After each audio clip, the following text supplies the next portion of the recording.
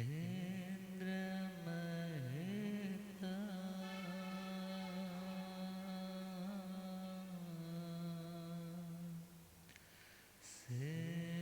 सिद्धांश से स्थिता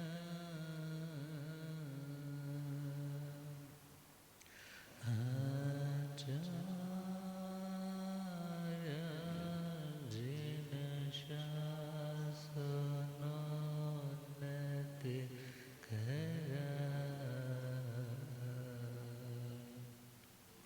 पूजा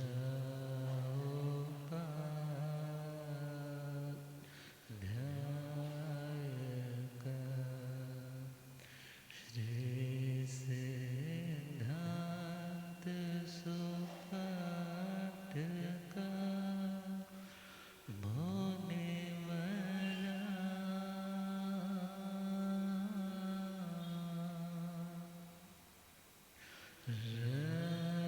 रत्नात्र राधिका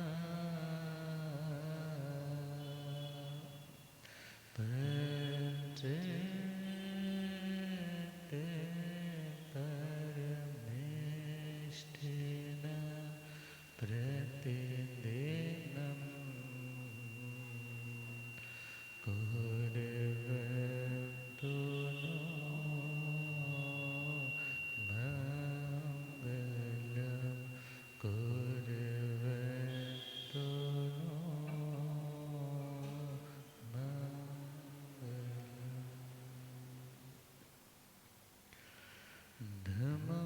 धम्ममङ्गलमोक्षित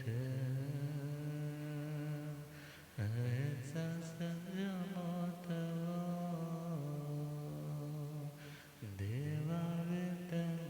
देवावितनमस्ते जसधामे स्वयं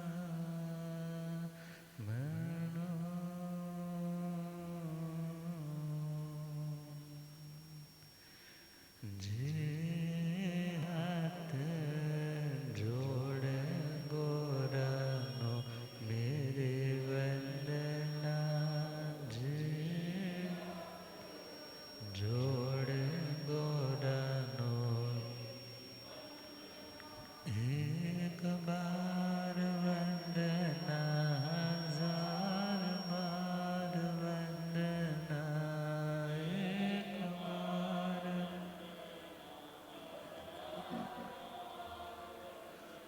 लाख बार वंदना करोड़ बार वंदना लाख बार वंदना जे हाथ जोड़े गोरानो मेरे वंदना जे जोड़े गोरानो डगमग डोले नैया मेरे डगमग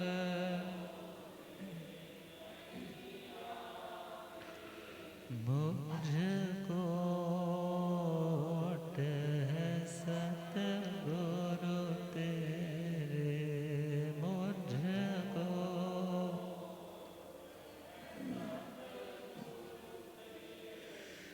जे भवसागर पार लंघड़ा जे भवसागर पार जे हाथ जोड़ गोरानो मेरे वंदना जे जोड़ गोरानो अनंत अनंत शांति के निकेतन शासनपति श्रमण भगवान महावीर स्वामी के पावन चरण अरविंदों में हार्दिक भावना वंदन नमन। मेरे अंधेरे जीवन को रोशनी प्रदान करने वाले परम उपकारी आगम ज्ञान के भंडार आगम ज्ञाता आगम पुरुष जिन शास्त्र रतन हिमाचल की श्री उपाध्याय भगवंत श्रद्धे गुरुदेव श्री जितेंद्र मुनि जी महाराज साहब के पावन चरण कमलों में हार्दिक भावना वंदन नमन। पाठ पर विराजमान तपस्वी रतन श्री प्रभु मुनि जी महाराज साहब के चरणों में वंदन नमन। धर्म सभा में उपस्थित धर्मानुरागियों, सुशीलवती माताओं एवं बहनों, असीम पुण्योदय से भाग्योदय से आप सबको संतों का समागम और वीतरागवाणी श्रवण करने का सुअवसर प्राप्त हो रहा है। श्रवण कर रहे हैं श्रीमद् उत्तराधर्मी सूत्र 29वां अध्याय सम्यक पराक्रम। आलोचना के संदर्भ में चिंतन चल रहा है। अपने हिस्से के दोषों को, कमियों को, गलतियों को, फॉल्ट्स को, स्खलनाओं को ध्यान से देखना और गुरु के साक्षी से उन अपने समस्त काले कारनामों का चिट्ठा खोल देना। क्योंकि गुरुओं की नज़रें ऐसे इरेजर की तरह है कि जब उनके सामने वो बुराइयां हमारे मुख से प्रस्तुत होंगी तो गुरुजनों की कृपा ही हमें भावी भविष्य में उन गलतियों से बचने की हिम्मत भी प्रदान करेगी। तो परमात्मा से पूछा कि हे भगवान आलोय नारायणं भन्ते जीवे किम जड़े। आलोचना करने से अपने अवगुणों को अपने ही मुख से गुरु के सम्मुख प्रस्तुत होकर के बताने से आत्मा को क्या मिलता है। भगवान कहने लगे आलोय नारायणं माया नियाण मिच्छा दंसन सल्लाणम मोक्ष मग्ग विघ्नाणं अनंत संसार वद्धणाणं उद्धरणं करे। आलोचना से आत्मा निशल्य हो जाती है। आलोचना से आत्मा निशल्य हो जाती है और जो निशल्य होता है वही सच्चे अर्थों में वृत्ति होता है।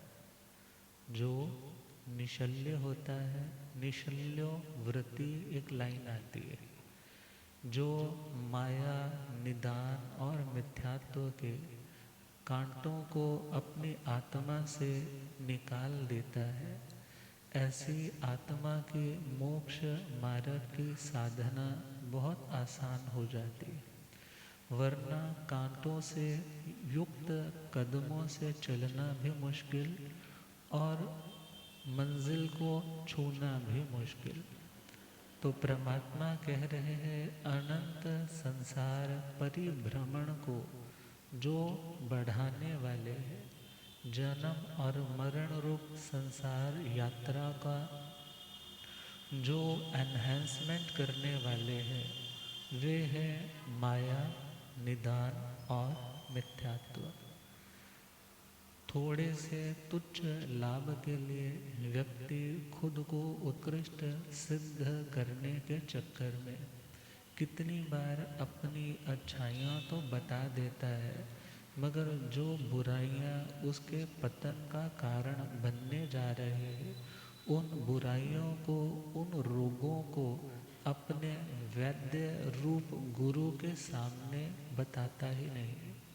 बताएगा नहीं, डायग्नोस नहीं होगा, ट्रीटमेंट नहीं होगा। ट्रीटमेंट नहीं होगा तो वह दुख से और शांति से, भय से मुक्त नहीं हो पाएगा। और दूसरा पॉइंट है निदान। यदि संसार में रहते हुए कभी सांसारिक वस्तुओं से प्रभावित होकर के अपनी साधना के बदले, अपने तप नियम व्रत के बदले यदि दुनिया की कोई कामना, लालसा, तमन्ना, डिजायर रखी है, तो परमात्मा तो कहते हैं सल्लंग कामा, कामनाएं तो शल्य की तरह है, कांटों की तरह है, पूरी हो जाए तो नई कामना को जन्म दे देते हैं, और अधूरी रह जाए तो वही कामनाएं उस व्यक्ति की मृत्यु का कारण बन जाती है। क्योंकि अशांति में, स्ट्रेस में फिर वो व्यक्ति ज़्यादा सर्वाइव नहीं कर पाता है। तो निदान भी मोक्ष के, शांति के मंजिल तक पहुंचने में विघ्न स्वरूप है। और तीसरा है मिथ्या दर्शन शल्य। भगवान के पावन श्री चरणों में जमाली ने दीक्षा ग्रहण की। किसने ग्रहण की? जमाली ने। और भगवान की जो बेटी है उनका नाम प्रियदर्शना, उन्होंने भी ग्रहण कर लिया। मगर भगवान का एक सूत्र चल माणे चलिए इत्यादि, वो सूत्र भगवान से सुने थे, मगर जब भगवान की आज्ञा तो नहीं थी, मगर मुझे अलग से विचरना है, भगवान मौन रहे, जमाली जी विहार कर गए, बुखार चढ़ गया। और बुखार चढ़ गया तो शिष्यों से कहा मेरा बिस्तरा लगा दो, मैंने आराम करना है। शिष्य बिस्तर लगा रहे हैं मगर अंदर से बेचैनी हो रही, बिस्तर लगा दिया या नहीं? कहने लगे भगवान अभी लगाया जा रहा है, अभी। उसी टाइम क्लिक कर गया। भगवान तो कहते हैं जो कार्य किया जा रहा है उसको किया हुआ कहना, जो किया जा रहा है उसे किया हुआ कहना। मगर ये शिष्य प्रैक्टिकली क्या बोल रहे हैं? जो किया जा रहा है उसको किया जा रहा बोल रहे हैं, वो खो गया ऐसा नहीं बोल रहे। इसका मतलब भगवान के सिद्धांत में, भगवान की बात में यह कमी है, यह दोष है। उन्होंने अपने सभी शिष्यों को बताया तो जो साथी मुनि थे उनमें से बहुतों ने कहा तुम तो भगवान से भी बड़े खुद को मानने लग पड़े, हम आपके साथ नहीं। वो भगवान के पास आ गए, कुछ साथ है। प्रिय दर्शना को भी समझाया, उसने कहा हाँ ठीक कहते हो। मगर जब ढंग श्रावक के कुम्हारशाला में रुके हैं तो वो साध्वी जी यही बता रहे हैं कि जो कार्य किया जा रहा है उसे किया जा रहा तो कहना, मगर हो गया, ये भगवान का सिद्धांत गलत है। तो ढंग श्रावण ने कहा महासाध्वी जी हम तो भोले लोग हैं, हमें ज़्यादा नॉलेज नहीं है, हमें तो सीधी सीधी बातें बताओ, ये सिद्धांत वाली बातें तो हमारे ऊपर से निकल जाती। तो सामान्य बातें बताए, मगर वो श्रावक था, उसको भी तत्वों का बोध था। तो उन्हें समझाने के लिए जब वो अपना स्वाध्याय कर रही थी तो आवे से जहाँ घड़े पकाए जाते वहाँ से एक जलता अंगारा लिया, उनकी चद्दर पे फेंक दिया। जब चद्दर पे फेंका, कपड़ा जलने की स्मेल आने लगी तो महासती ने कहा हे श्रावक, आपने मेरी चद्दर जला दी, आपने मेरी चद्दर। कहने लगे हे भगवती आप गलत कह रहे हो, क्योंकि आपका सिद्धांत क्या है, जब वो कार्य पूरा हो जाए तब उसको पूरा कहना। मगर ये तो भगवान का सिद्धांत है, जो कार्य हो रहा है उसे हो गया कहना।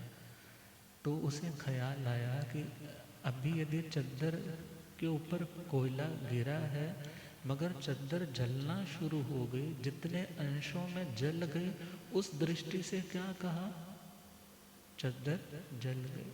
अर्थात कज्जमाणे कड़े, जो कार्य किया जा रहा है जितने अंशों में हो गया उसे किया हुआ कहना।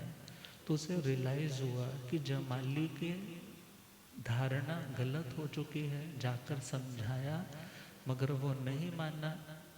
तो उन्होंने कहा मैं तुम्हारे साथ नहीं हूँ, भगवान के शासन में पुनः पधार जाती। मीन्स उन्होंने अपने मिथ्यात्व की आलोचना की। किसकी आलोचना? मिथ्यात्व जो केवल ज्ञानियों ने देखा है, जाना है, बताया है, उनकी बात नहीं समझ में आती, हमारी कमी हो सकती है। समझाने वाला नहीं मिल रहा, हमारे पुण्य की कमी हो सकती है। मगर हम उनके ऊपर क्वेश्चन मार्क लगाने लग जाएं, जब लगाते हैं तो उस समय हम उनको यदि कुछ गलत बोलते हैं तो मिथ्यात्व में जाते हैं।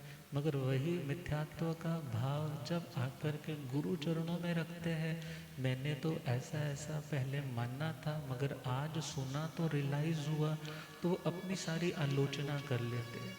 तो आलोचना से मिथ्यात्व का शल्य भी, कांटा भी निकल जाता है। बिकॉज एक बार गलत धारणा, मान्यता, ऑस्पेक्ट, नज़रिया बन गया तो फिर नज़रिया गलत हो गया तो सब कुछ ही गलत होने वाला है। और भगवान कहते हैं जिस आत्मा ने अपने इन शल्यों को निकाल दिया वह आत्मा उज्जु भावं जणं जणे। वो आत्मा अपने भीतर ऋजु भाव को, आर्जता को, सरलता को प्रकट कर लेता है।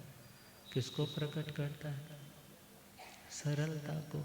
सरलता का मतलब जहाँ पर कोई दोहरापन नहीं है, जहाँ पर कोई बहुरूपियापन नहीं है, जहाँ पर किसी भी तरह की विषमता नहीं है, जहाँ पर सीधा सीधा सम लेवल से सारा रास्ता बन जाता है। भगवान कहते हैं जब व्यक्ति अंदर से सरल होता है तो उस व्यक्ति की शुद्धि भी बहुत जल्दी होती है, उस व्यक्ति की आत्म शुद्धि भी जल्दी होती है। अब जिन घरों के फर्श इसी प्रकार स्ट्रेट हैं, सीधे सीधे हैं, वहाँ झाड़ू लगाना बड़ा आसान होता है। मगर वही आप पहाड़ी इलाकों में चले जाओ, कुछ भूमि ऊंची है, कुछ नीची है, कहीं पे खड्डा है, कहीं पर संकरा है, वहाँ पर झाड़ू लगाना भी क्या हो जाता है?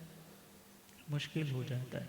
तो परमात्मा कहते हैं सोहि उज्जुय भूयस धम्मो शुद्ध स चिट्ठय। अर्थात आत्मा की शुद्धि कौन सी आत्मा की होगी? जो सरलता से युक्त होगी। और जो सरलता से युक्त है, शुद्धि हो गई, जिसका हृदय शुद्ध हो जाता है, फिर धर्म उसी शुद्ध हृदय में निवास करता है। धर्म कहाँ निवास करता है? शुद्ध हृदय में। अर्थात शुद्धि होगी तो आत्मा का आत्म भावों के साथ मिलाप हो सकेगा, वरना उसको ये एहसास ही नहीं होगा मैं अनंत सुखों की खान आत्मा भगवान स्वरूप हूँ। और उज्जु भाव पड़ी वन्ने यणं जीवे अमाई इति वेय नपुंसक वेयं च न बंधई पूर्व बद्धं चरणं निज्जरे।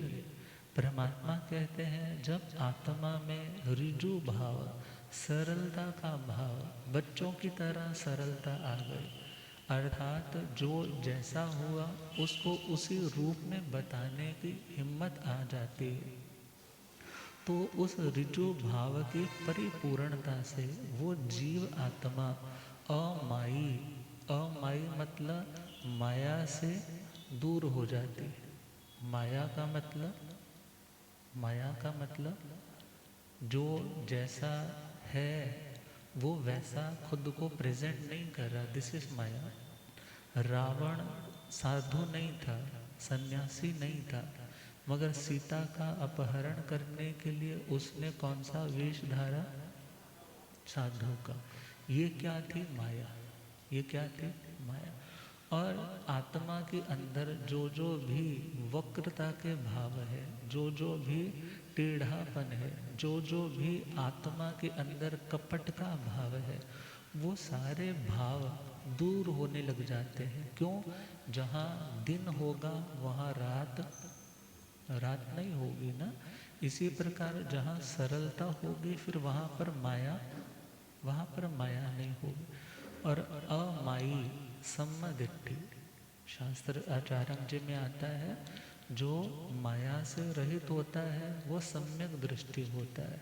और जो मायावी होता है वो मिथ्या दृष्टि होता है।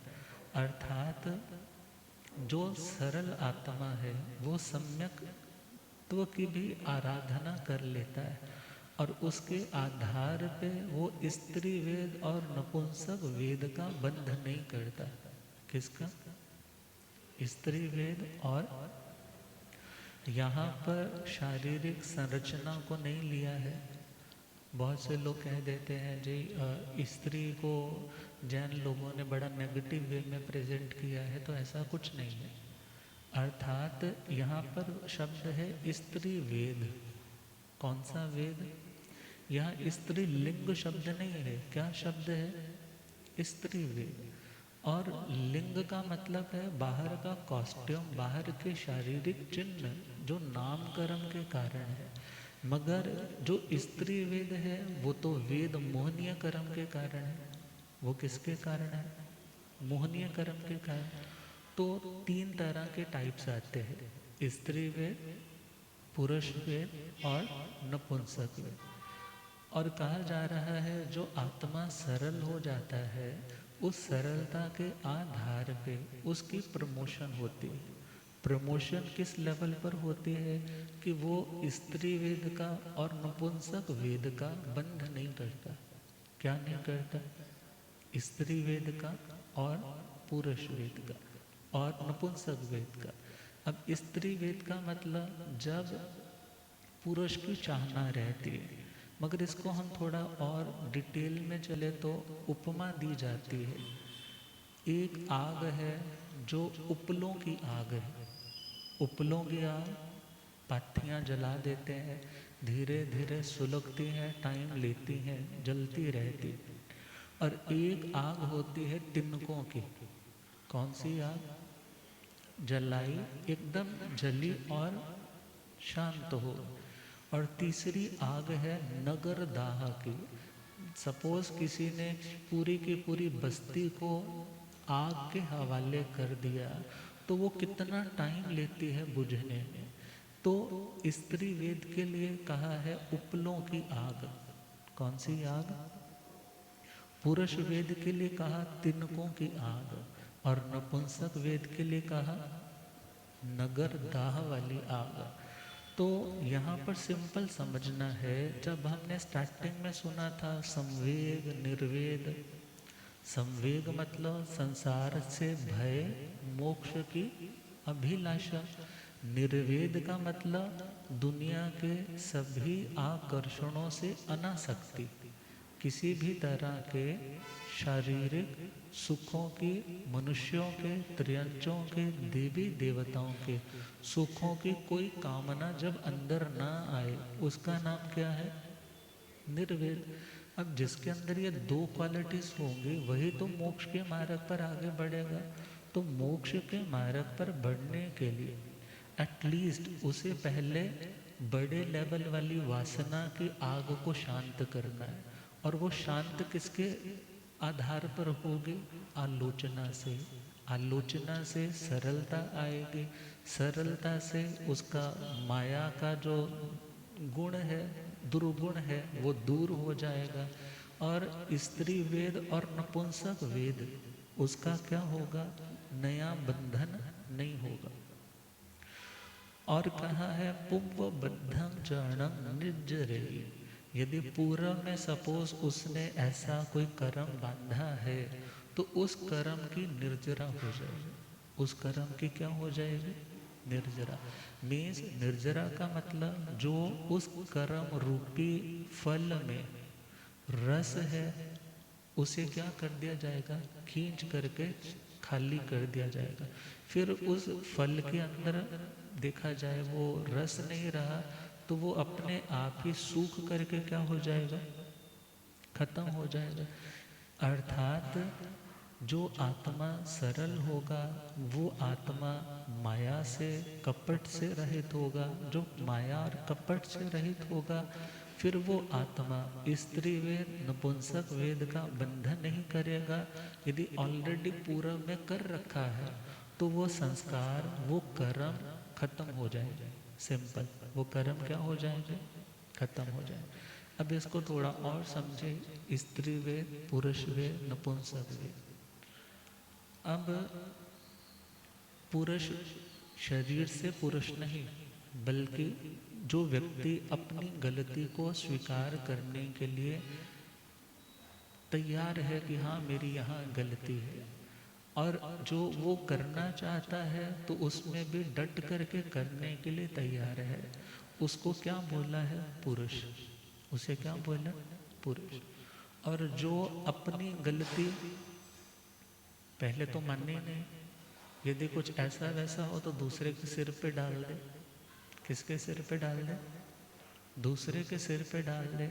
और जब देखे कि कुछ नहीं बन रहा, फिर लास्ट में आकर के हाँ हाँ हाँ मेरे से हुआ था, तो उसे यहाँ बोला स्त्री।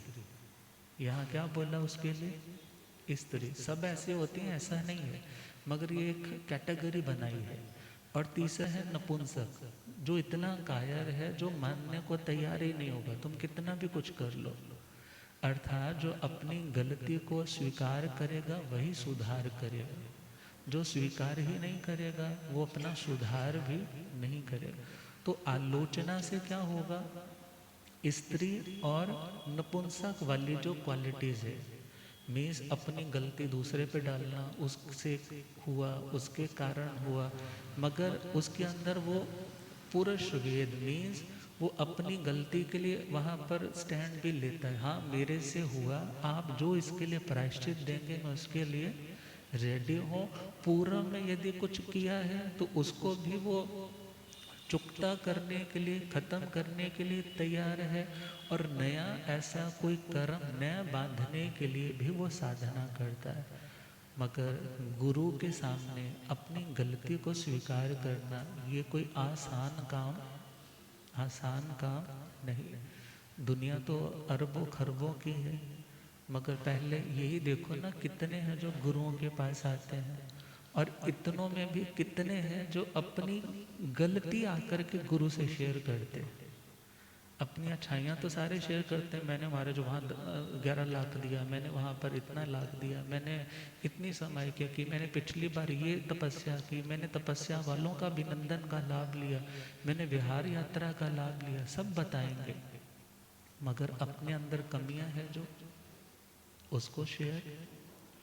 अरबा खरबा दी दुनिया चो, अरबा खरबा दी दुनिया चो, गुरु दर आंदा कोई कोई, गुरु दर आंदा, गुरु दर अपना मान गवा के, गुरु दर अपना मान गवा, शीश झुकांदा कोई कोई, शीश झुकांदा,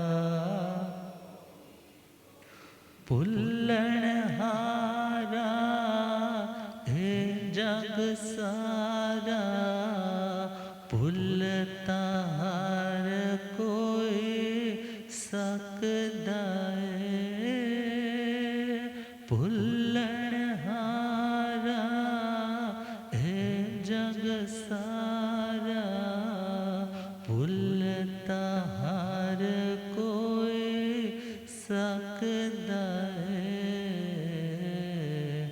भुलनो मन के गुरु चरना विच, भुलनो मन के, भुल बख्शांदा कोई कोई, भुल बख्शांदा, मन दी मन के मन मुख हो के, कर्म तहार कोई करदा है, मन दी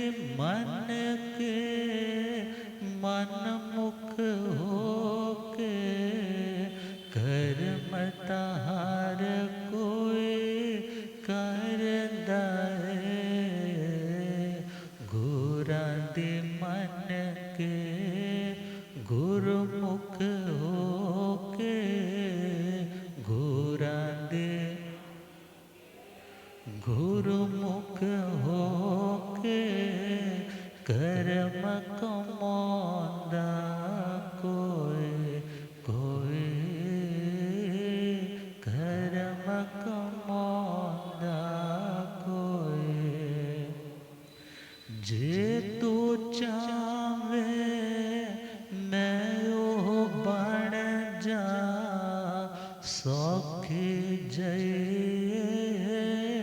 गल नहीं, जे तू चावे मैं ओ बन जा सौखी गल नहीं, कहण नुसारे कह लेंदे पर कहण नुसारे कह लेंदे पर कर दिखलांदा कोई कोई कर दिखलांदा अरबा खरबा दी दुनिया चो अरबा खरबा दी दुनिया गुरु दर आंदा कोई कोई गुरु दर आंदा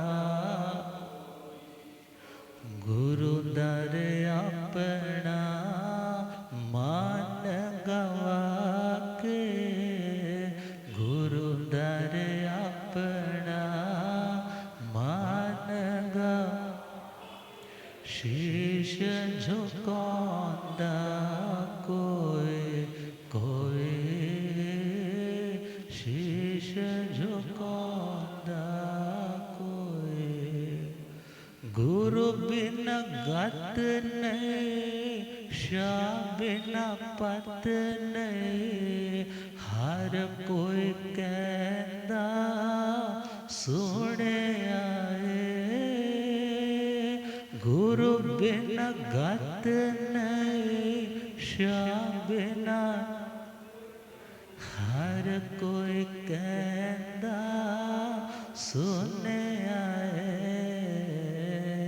पर गुरुआं दे सिखया मन के पर गुरुआं दे सिखया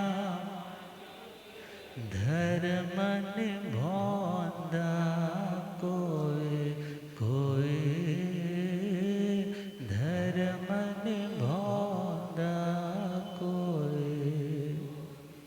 तो आत्मा ने खुद को अभी तक बहुत कवर कर रखा है, मगर जब तक अपनी कमियों को अपने गुरु के सामने प्रस्तुत नहीं करेंगे तब तक उन कमियों की रेपिटेशन गलतियों का रिपीट होना स्वाभाविक ही रहेगा। मगर जब गुरु की नज़र पड़ेगी तो मानो उन दोषों को भी नज़र लग जाएगी और वो दोष हमारी आत्मा से दूर हो पाएंगे। परमात्मा कहते हैं आहच चंडालियां कट्टू ने निन्न हविज कयाई कड़ं कड़ेती भासे जा अकड़ं नो कड़ेती, अर्थात कदाचित कोई भूल हो जाती है, चंड क्रोध आदि कषायों के आवेश में आकर के इन्फ्लुएंस में आकर के कुछ गलत कमिट हो जाता है। कमिट हो जाना कोई बड़ी बात नहीं है, मगर कमिट होने के बाद खुद को एडमिट तो करो ना। हाँ, एक्सीडेंट हो गया कोई बड़ी बात नहीं है, मगर एक्सीडेंट होने के बाद हॉस्पिटल में खुद को एडमिट तो करो ना, तभी ट्रीटमेंट होगा। और उस ट्रीटमेंट का नाम है आलोचना, उस ट्रीटमेंट का नाम है प्रायश्चित इत्यादि को ग्रहण करना। अब हम अगले पॉइंट पर आ रहे हैं। छठा पॉइंट है निंदा। कौन सा? निंदा। कहोगे महाराज वो तो जिन्नी मर्जी करा लो, वो तो जिन्नी मर्जी करा लो, मगर कौन सी निंदा? किसकी निंदा? निंदा का मतलब दुत्कारना, धिक्कारना, कचोटना। किसको कचोटना? खुद को। खुद की गलती को जब व्यक्ति सह नहीं पाता है तो नेगेटिव वे में चले तो वो सुसाइडल भी हो जाता है। मगर परमात्मा ने सुसाइड करने को तो महापाप कहा है। मगर परमात्मा कह रहे हैं गलती हुई, वो गलती दोबारा रिपीट ना हो। तुम्हें अपनी माइंड की प्रोग्रामिंग इतनी जबरदस्त करनी है कि तुम्हें खुद को इतना धिक्कारना है, इतना धिक्कारना है कि दोबारा वो विचार मन में आए ही नहीं। उभरे तो फिर शांत हो जाए, भाई मैं इसके बाद इतना दुत्कार, इतना धिक्कार, इतनी भर्त्सना मैं सह नहीं पाऊंगा। तो परमात्मा से पूछा कि हे भगवान, निंदण्यायण भन्ते जीवे किम जने। निंदा, अपने दोषों को सहा नहीं जा रहा, अपनी गलतियों से प्यार नहीं है, अपनी गलतियों से ऊपर उठने का अब भाव जागा है। तो वो आत्मा, यदि कोई मिस्टेक, कोई गलती हो जाती है, रथ नेमी जी से भी हो गई थी, मगर रथ नेमी जी जब राजी मती जी ने समझाया है तो उनकी अंतर आत्मा जाग गई, आंखों से अश्रु धारा आने लग पड़ी, खुद को धिक्कारने लगे कि मैं क्या सोच बैठा, मैं क्या करने जा रहा था। मगर यह तो मेरे साधना से, मेरी आत्मा से, मेरे कुल से, खानदान के संस्कारों से भी विपरीत था। तो निंदना आत्मा के नेक्स्ट टाइम गलत ट्रैक पर चलने की हिम्मत को कमज़ोर कर देती है। जैसे दुनिया में आप किसी को ज़्यादा क्रिटिसाइज करते हो, जहाँ तो वो बंदा ढीठ हो जाएगा, क्या हो जाएगा, ढीठ हो जाएगा, एडमेंट हो जाएगा, फ़र्क ही नहीं पड़ेगा, कहता बोलते रहो, मैंने तो कुछ नहीं सुधरना। मगर यहाँ पर निंदना किसकी करनी है? आत्मा की। आत्मा के उन बुराइयों की, उन गलत डिसीजंस के लिए खुद को दोषी मान करके, अपराधी मान करके, भावों से ही खुद को इतना ज़्यादा सुनाना है ना, जैसे कहते खरी खोटी सुनाते हैं, कि दोबारा उसकी हिम्मत ना पड़े कि मैंने ऐसा कुछ गलत कार्य दोबारा करना।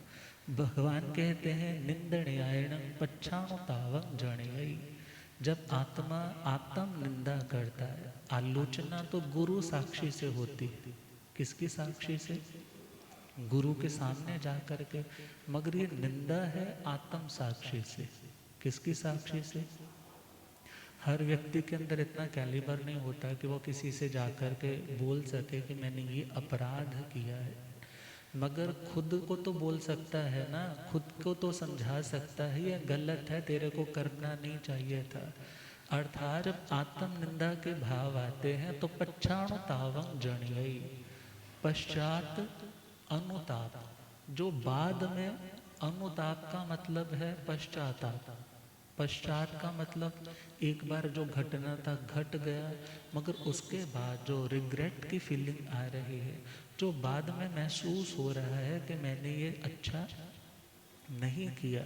और भगवान कहते वो अंदर ही अंदर वो अग्नि जो पश्चाताप की है जब जलती है, तो वो उन संस्कारों को जलाने में समर्थ है जो तुम्हें दोबारा से ट्रिगर पॉइंट आने पे ट्रिगर करते हैं कि तुम ये काम दोबारा से करो। पच्छानुतावेण विरज्यमाणे करण गुण से ढिंग पड़ी वज्जही। जब पश्चाताप आता है, अपने दोषों के प्रति ग्लानि आती है, शर्म आती है, खुद को व्यक्ति धिक्कारता है, तो परमात्मा कहते हैं वैराग्य भाव। जिन चीज़ों को बड़ा मन लगा करके किया था, अब वो चीज़ें सामने भी आ जाएं तो उनके प्रति कोई आसक्ति, अट्रैक्शन, लगाव, खिंचाव पड़ता ही नहीं। और उस श्रृंखला में वो आत्मा करण गुण सेढ़ी, मीन्स करण गुण श्रेणी। जिन्होंने 14 गुण स्थान किए हैं उन्हें पता है कि जब 8वें गुण स्थान से 2 श्रेणियां जाती। कितनी श्रेणी? श्रेणी बोलते हैं सीढ़ी को। श्रेणी किसे बोलते हैं? सीढ़ी को। 2 तरह की सीढ़ियां जाती हैं, पहली उपशम श्रेणी और दूसरी शपक श्रेणी। उपशम वाला तो जाता है मगर मंजिल तक नहीं पहुंच पाता, आगे रास्ता ब्लॉक हो जाता है, फिर वापस मुड़ना पड़ता है। मगर शपक वाले के रास्ते खुले हैं। तो करण गुण, गुरुदेव पधारे, हो रब मेरा सतगुरु बन के आया मैनो, हो रब मेरा सतगुरु बन के आया।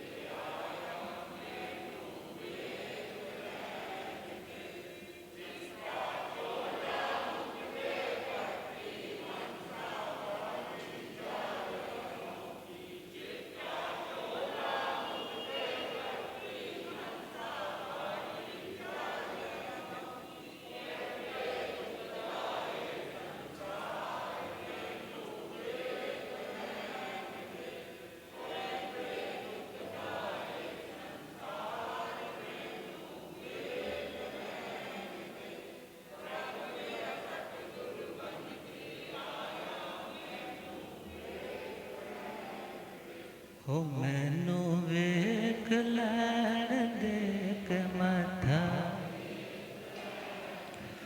हो मैनू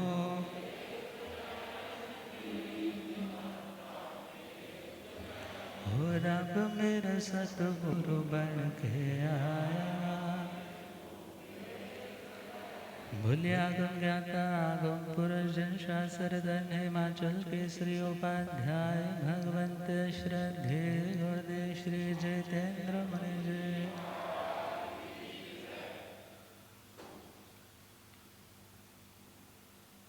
करण गुण श्रेणी, क्या वर्ड है?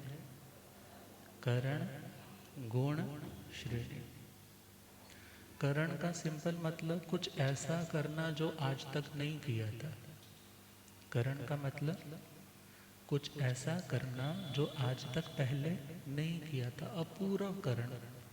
क्योंकि उपशम वाली नहीं, हम शपक वाली बात कर रहे हैं। जो आगे रास्ता बंद हो जाए उसकी बात नहीं, जहाँ चले और रास्ते सब खुले मिले और मंजिल तक पहुँचा दे, उसका नाम है करण गुण श्रेणी। उसका नाम क्या है? अर्थात वो आत्मा मोहनीय कर्म को क्षय करता करता आगे बढ़ता बढ़ता अपनी मुक्ति के मंजिल तक पहुंचने में समर्थ होता है। किसके आधार से? आत्मनिंदा। किसके आधार से? तो भगवान कह रहे हैं करण गुण श्रेणी को प्राप्त हुआ वो आत्मा करण गुण सेढ़े पड़ी वन्य यण अणगारे मोहनिजं कम्मा उग्घायी, अर्थात मोहनीय कर्म का क्षय करता है। कब करता है? जब उस शपक श्रेणी का आरोहण करता है। शपक श्रेणी का आरोहण कब करता है?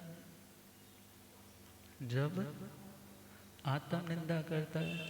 अब दूसरों को तो बहुत बुरा कहा, मगर खुद को तो नहीं ना बुरा कहते। तो जब आत्मा अपनी बुराइयों को देख करके खुद को धिक्कारने लगे, खुद को दुत्कारने लगे, अकेले में बैठ करके खुद को कहने लगे ये तेरे को योग्य नहीं था, ये तुझे करना शोभा नहीं देता, ये तेरे कुल की परंपरा नहीं, ये तेरा आचार नहीं, ये तूने अपने स्वभाव से विरुद्ध कर्म किया है, अब तेरे को इसका भुगतान भोगना पड़ेगा।